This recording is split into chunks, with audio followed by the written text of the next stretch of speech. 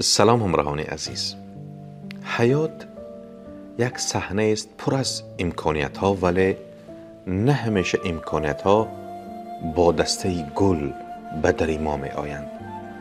بعضا ما باید خودمان راه خود را پیدا کنیم یا حتی آن را بسازیم. اگر امکانیت ها به شما رو نمی آرند، چرا شما اولین شده به آنها رو نمی آرید؟ هر دفعه که دل شما آرزوی میکند، این یک علامت است که شما قدرتی رسیدن به آن آرزو را دارید. فراموش نکنید که انسان ها نه تنها راه میابند، بلکه وقتی که لازم است راه میسازند. این گفته معروف تاریخی بهترین نمونه قدرت اراده انسان است. یا من راه میابم یا من راه میسازم.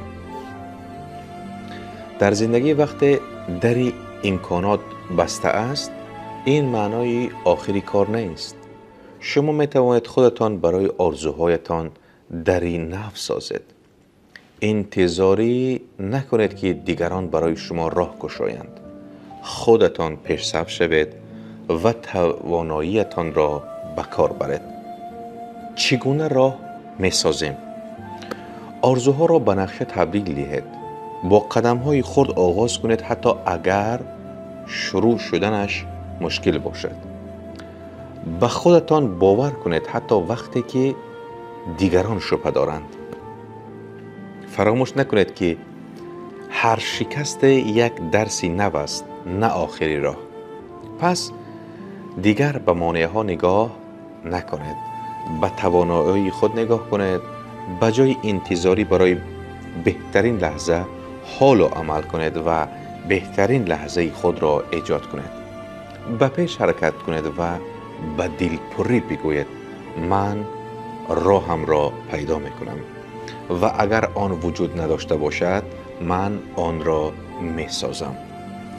شما قدرتی تغییر زندگی خود را دارید. تنها اعتماد و عمل لازم است. به خود باور داشته باشید، اعتماد کنید و دنبال رسیدن به آرزوهای خویش باشید. با مرکز خرد بمانید تا بهترین ها را بشنوید.